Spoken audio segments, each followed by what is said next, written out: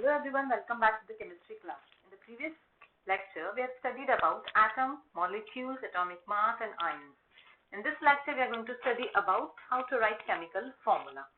You know, each and every element has certain symbols. Like for oxygen, you write O, hydrogen, you write H, for calcium, you write Ca. Similarly, compound, which is nothing but when two or more elements, they react together in some proportion, definite proportion, they form compound. Symbolic representation of this compound is known as chemical formula. Now you know chemical formula of water is H2O. That is 2 hydrogen and 1 oxygen. Now why it is not H3O or why it is not H2? Now that is going to be decided by valency. Okay. So valency is combining capacity of any element to combine with any other element.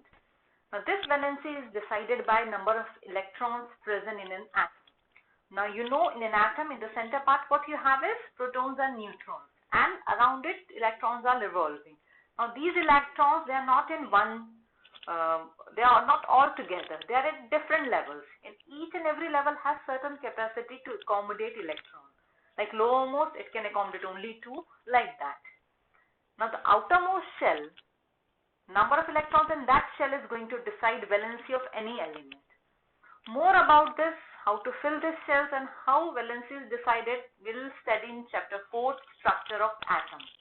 As of now, please look at table 3.6 given in your book. Valency of certain elements and ions is given, and that valency you have to remember. How it is arrived, that we will see later on. For example, oxygen, if you write oxygen O, so 2 minus.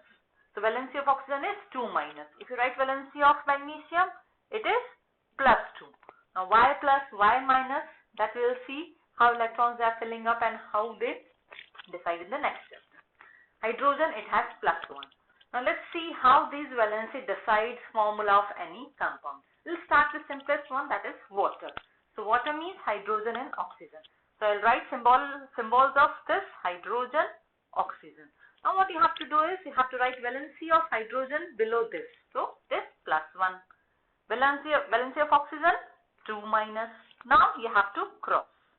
So this becomes, now this 2 minus you have to write in subscript. So H2 minus O plus 1 or 1 plus. So this I can write as, you have to drop sign. It is simple H2O. So this is formula of water. Similarly, let's say other example, you have to write chemical formula of magnesium chloride. Magnesium chloride means magnesium and chlorine. So I will write symbols first, magnesium and chlorine, that is Cl. Now what is valency of magnesium? It is plus 2. Magnesium and valency of chlorine, it is minus 1. So now just cross it. So Mg minus 1 and Cl plus 2. So if I drop the sign, what I will get? MgCl2. So this is chemical formula of magnesium chloride. Similarly, sodium oxide. So sodium means, so here I will write sodium means Na, oxide means O. What is chemical formula? What is the valency of Na? It is 1 plus 1. Of oxygen, minus 2. Cross it. So it is simply Na2O. So this is your sodium oxide. Like this, for simple compounds you can write.